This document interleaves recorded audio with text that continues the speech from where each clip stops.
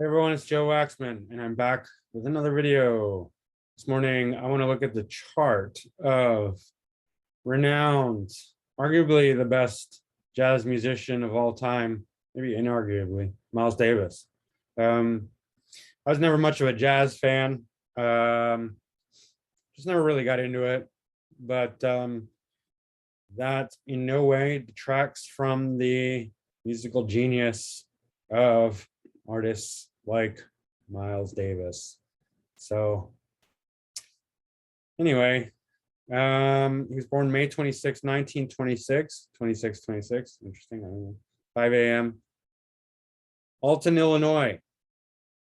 All right. Miles Davis, he was a trumpet player and he did many different styles, and he was very innovative, and he was one of the major influences in jazz music. And not surprisingly, of course, he's a Gemini sun and Gemini ascendant. Why do I say of course? Well, if you're a Gemini, then you'd probably understand this, or if you know Gemini very well. I have noticed this about myself, especially when it comes to something like jazz, which is very improvisational. I know it's not all improv, but a lot of it is improv. And Gemini is excellent for improv. Some other signs that might be great for improv are Leo or Aquarius, Uranus planet. But why is Gemini so good at improv? Well, for one thing, Gemini is always seeking novelty. It's always seeking the new. That's one of the things that you have to understand about Gemini. It's the quickest sign intellectually. Like Aries would be the most physically quick, active, but intellectually, Gemini is the quickest. And there's just a natural attraction, desire, propensity to always seek out the novel, the new, the thing that's never been done before, because that's what Gemini, that's the nature of Gemini. I mean, it's really, Gemini seeks interest. It gets bored easily. So it follows the most interesting thing that it can find, which is generally the newest thing it can find. And that's why people have a hard time with Gemini. Like if you're in a relationship with Gemini, and because Gemini has such a hard time committing, that Gemini will always seek something new. So if you're like trying to pin a Gemini down and they're like, ooh, a new person, they're gonna always go to the new person or the new situation or whatever's new. Not always, of course. I mean, Geminis can commit, but it's just hard. It takes time for a Gemini to commit.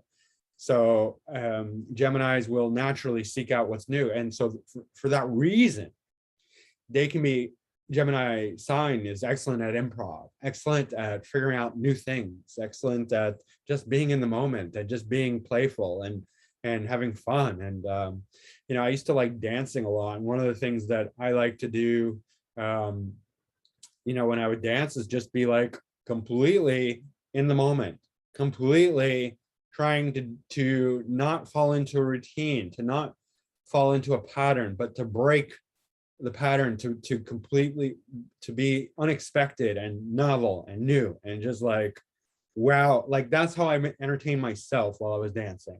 It would just be like, whoa, I'm gonna move this way and that way, but you didn't see that one coming. Like just totally like just fresh and just totally spontaneous in the moment, right? And his sun is in the 12th, but basically conjunct the ascendant by 4 degrees. I mean, that's very much. And the 12th, a conjunction, sun in Gemini and the 12th conjunct the ascendant in the same sign. That's excellent because number one, the sun is, making good aspect to the ascendant, but it's in the 12th, and the 12th house is the house of creativity. So he's drawing from his subconscious, but it's coming out. Like if it's too far in the 12th, it's really hard to access the ascendant. Or if it's out of sign, like, if his sun were in Taurus, I mean, there's still a lot of potential for creativity, of course. It's just harder to access it. It's harder to get to. And it's like, when the sun is in the same sign, but in the 12th, then it's going to naturally find its way out into the expression much more easily. So this is very powerful for the sun. It's drawing in on the IC, the fourth house, fourth quadrant house, but actually the third sign. So this is third, fourth signification. Third being expression, skills of the hands, and then fourth being early childhood. He was, a musician from early childhood. He found the trumpet and he just fell in love. And yeah, and Leo, obviously the sun, very creative, and Gemini, skills of the hands again, and expression, right? Just while we're here, I mean, so Mercury is the dispositor of Gemini, and Mercury is in the 12th from the ascendant and also from the sun, because it's in Taurus, and I have this position. Now, you might, if you're looking at astrology, like this is, if you're looking at astrology, duh, what a stupid thing to say. Of course, we're looking at astrology. If the dispositor of a planet, especially like the sun, is in the 12th from it, then it does have some challenges, being that it's harder to access. But what we're talking about here is the 12th house, and we're talking about creativity. So for this purpose, I think it's actually really good. Now, if he was trying to be like a public speaker on and be very coherent and tangible, that might be difficult, because the 12th, a dispositor in the 12th is going to be much more abstract, right? And much more artistic, and it's, 12th house influence, creativity and all that. But so for that reason, it works really well.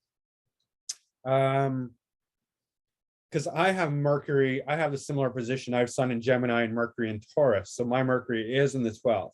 And sometimes that can be a detriment if I'm trying to be very coherent and logical. I do my best, but it is also pulling me into sort of the abstraction, the realm of the abstract. So it's good for astrology, actually. It's good for understanding, but it's not always good for expressing myself, because the 12th house makes it harder to access, if you understand what I'm saying. But the abstract thinking is really very good. And for music, obviously, and artistry is very good. His ascendant is conjunct Aldebaran, and this is the bullseye, right? This is the constellation of Taurus. Remember, because sidereal and tropical are different, 23 degrees different. So this is the sidereal constellation of the bull, Taurus, and ascending conjunct Aldebaran. That's the bullseye. I think that's very appropriate for somebody like Miles Davis to have his ascendant conjunct Aldebaran, which is the bullseye. Means he's nailing it. He's nailing it. He's hitting the bullseye, boom, right in the bullseye, square. That's a powerful star, Aldebaran. It's one of the most powerful stars. I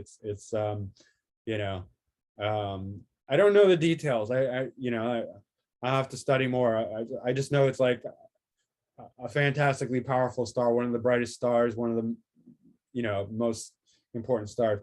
And consider here, Algol is my Mercury is actually exactly conjunct Algol, but Algol, among other things, Algol has so many significations. One of them is drugs and alcohol, and he was a heroin addict. Okay. The other signification is creativity and leadership, and he definitely embodied all three of those things.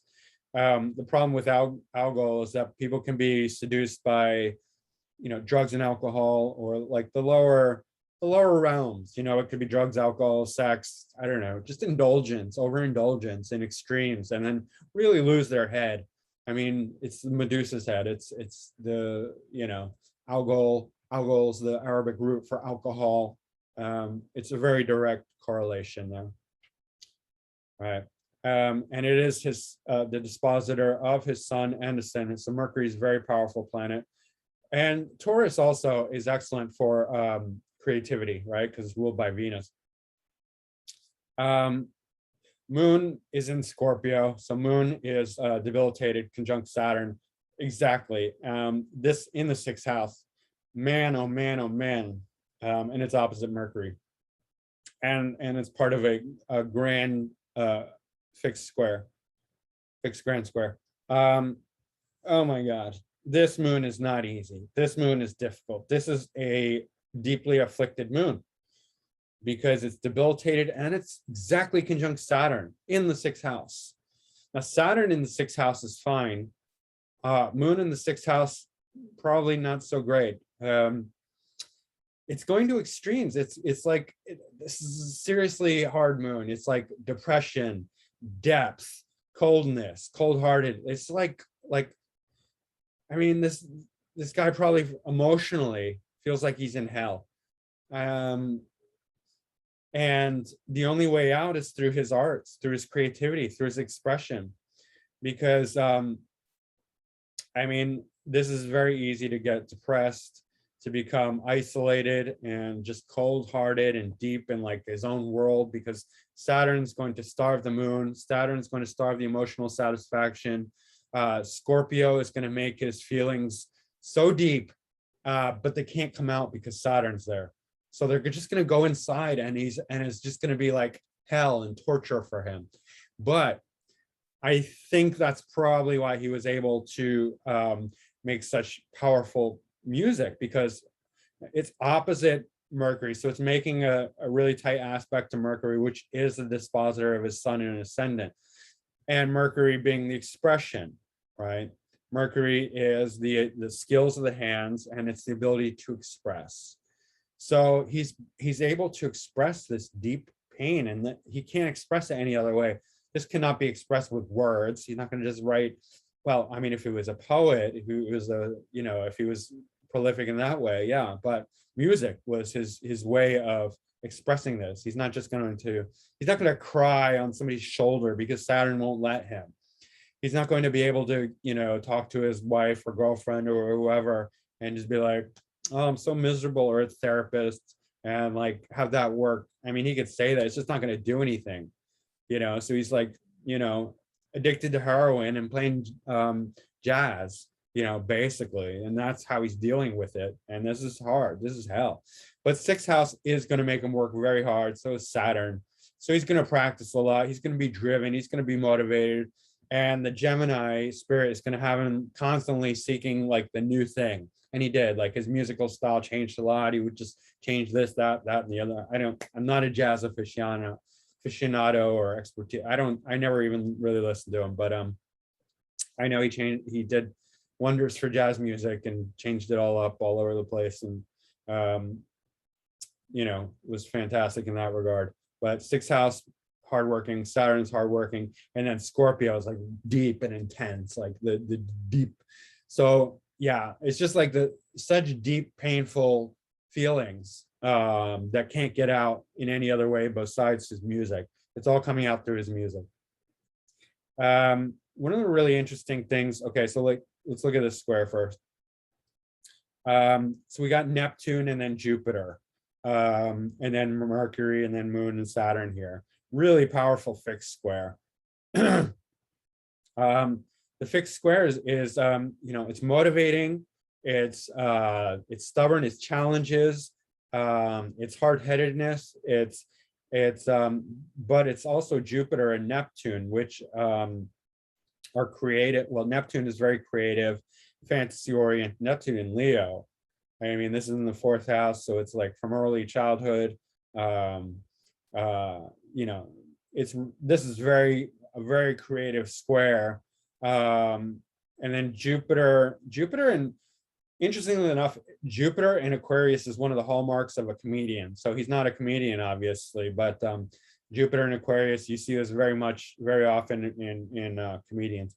But so he probably did have a good sense of humor. But Jupiter is very prominent in the 10th house. It's bringing in 7th and 11th cusps into the 10th. So these are both houses of popularity, career success, house of others, social houses. So he's bringing that into his career, bringing the people, the crowd. This is the masses, this is relationships in general, but the masses of people, And the 11th house is career success, groups, networks, popularity, and select groups, like like the jazz groups, right? So he's bringing that into his career. It's that's excellent for just gaining recognition, popularity, and all that. Yeah, and then it's disposited by Saturn. So, and then Saturn is making a square, but it's still aspecting the MC, so that it is good, even though it's a square. And squares aren't always bad, right?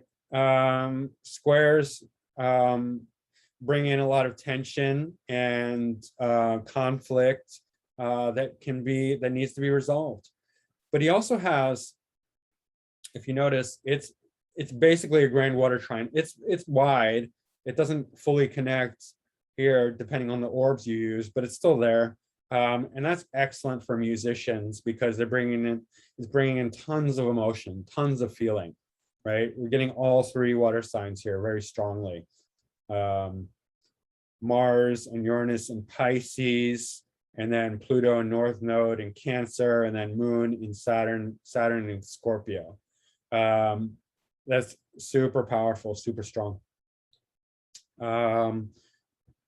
What else? Mars in 10th house in Pisces, excellent for creativity. Mars does deal with skills, sort of like Mercury. Mercury's skills of the hands, but Mars is technical ability and just like whole body skills. It's often very prominent in musicians. Let's see, it's ruling the 6th house and well, it's not ruling a house cusp, but 11th house.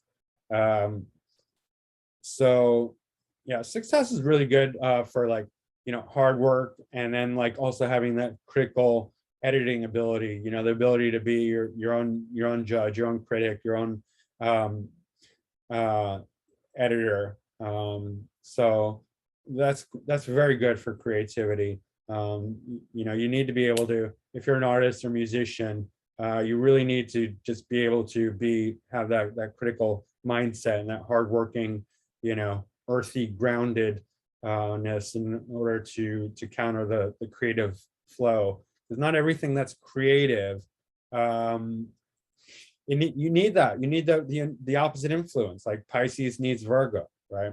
To really complete itself. Okay. Uranus is also in Pisces, and this is great. It's in the 11th house, so it's adding dynamic qualities to his creative influence. And the 11th house is excellent for career success and popularity, groups and networks and all that. Venus is in Aries. That's not so good for relationships, potentially not good for creativity, but it didn't seem to hurt him. Venus does rule creativity. It's in a good house, 11th house, career success, right? All the things I already mentioned, and it's in the sign of Mars. Opposites rulership in Libra, so it's in detriment here. Let's see what else. It's not ruling a house cusp, but basically 5th house influence, and then 12th. So very creative houses. But it's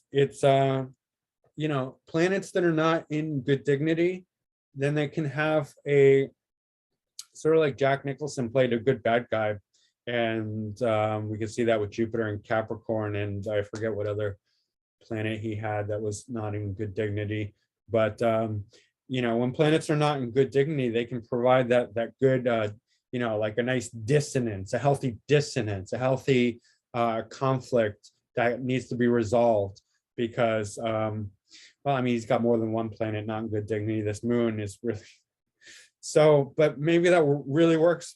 Maybe that works, well for jazz. Just having like this kind of this quality that's just not happy, but at the same time, trying to resolve itself, trying to complete itself. But there's a lot of disharmony in this chart, to be honest.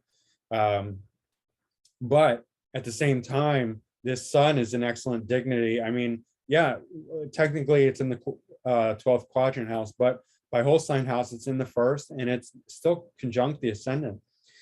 Um, but for creativity, I think this is a really powerful chart.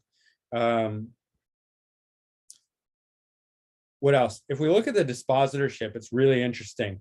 I mean, if we go to like start with the IC ruled by Leo or ruled by Sun in the first house. Sun's in Gemini, ruled by Mercury in Taurus. Taurus is ruled by Venus. Venus is in Aries. Aries is ruled by Mars. Mars is in Pisces. Pisces is ruled by Jupiter. Jupiter is in Aquarius. Aquarius is ruled by Saturn. Saturn is in Scorpio, ruled by Mars or Pluto. But the reason I point that out is that we're getting this actual really nice harmony here. And that is going to play out in his music as well. And he studied music theory, and I think he was very, if I'm not wrong, he added a lot to music theory and was very, saw a lot of harmony in order in it. And so we do have this harmony in his chart. So we're getting harmony and disharmony, dissonance and balance and harmony. We're getting like the tension and the resolution to the tension. We're getting a lot of different nuances and layers, and also like, look how spread out his planets are, right? So we're going all over the place with Miles Davis. We're getting harmony, disharmony, dissonance, conflict, resolution, the trines, the squares. It's really interesting if you look at it like that. Nodes are South Node in 8th house. That is very in Capricorn. So again, we're getting this, really deep, heavy quality, because 8th house is Scorpio's original house. Capricorn is also deeply heavy, deeply serious, hardworking, motivated, but like cold, Saturn ruled, right? 8th house is crises, death and rebirth, shared resources. It's just a very deep, intense house. I mean, it's a house of the occult as well. I have my Sun and Venus there.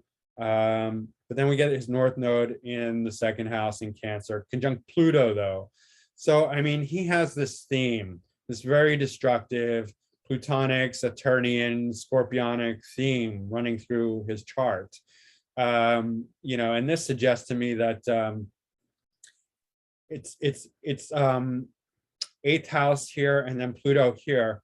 That's a theme that he's just not going to, that he started with, but he did not finish with. He started with the Scorpionic Saturnian theme. We see it here and here, and then he keeps going with it. Pluto and Cancer. Cancer is still very dark and heavy, and it's disposited by Moon and Scorpio conjunct Saturn. That's so painful. I mean, and that's all coming through in his music, right? Yeah, I mean, the enthusiasm, Jupiter is, again, it's in the 10th house, it's in Aquarius, so there is some humor here, and there is some weirdness and upliftment, but Jupiter is square this seriously heavy Moon in Saturn, and this square to Mercury is not great either. I mean, it's not terrible, but probably for his music, it's good. It's going to be bad for Mercury, but Mercury in the 12th is not great for sort of logic. Like, it would not be good for the mercurial things, which are like, well, there's more than one mercurial thing. Let me put it. It's not good for intellect. He would not be like a scholarly student. Let's put it that way. His his math, his logic, his scientific thinking is probably not really all there, but he's because Jupiter is messing with his thinking ability, but so is the 12th house. But it's creativity, sure, I mean, that's good, but the enthusiasm, the faith, that's all taking a big hit. Jupiter opposite Neptune, very idealistic. So there's a certain spirituality that he's probably in touch with, but still a lot of depression, a lot of heaviness, a lot of hard, deep feelings. Like, and I think the only way out for him was music, really. I mean, he probably thought he could get away with heroin, but I don't think that was really, you know, um, I don't know if he was able to kick the habit. I maybe he was, maybe he was. I just didn't follow through with that. I don't know about that, but anyway, yeah, I'm sure he was pretty he, his inner emotional life was very, very challenged, uh, very difficult. A lot of depression, a lot of hardness, a lot of hard, uh, difficult feelings, but he was able to express it through music, which is why, I think he became so renowned, popular, famous, because he was taking all of that dark heaviness and putting it into his music in this creative, expressive, novel ways, right? And he's able to add some upliftment as well, and harmony, and it's just there's a lot of nuance here. So anyway, that's pretty much it. There's nothing much to say about his planetary positions. Um, most of his planets are direct.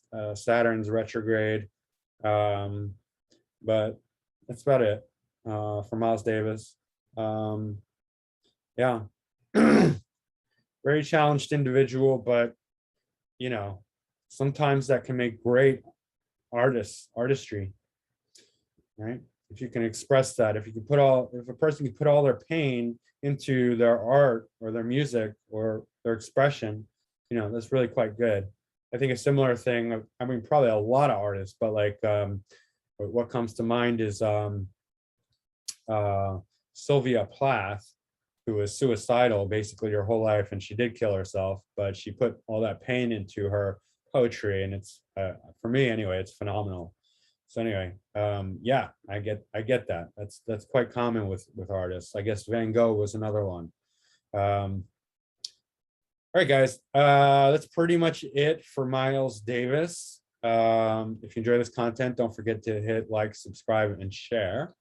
And if you want to book a reading, go to my website, macroastrology.com, and I will see you guys soon. Bye.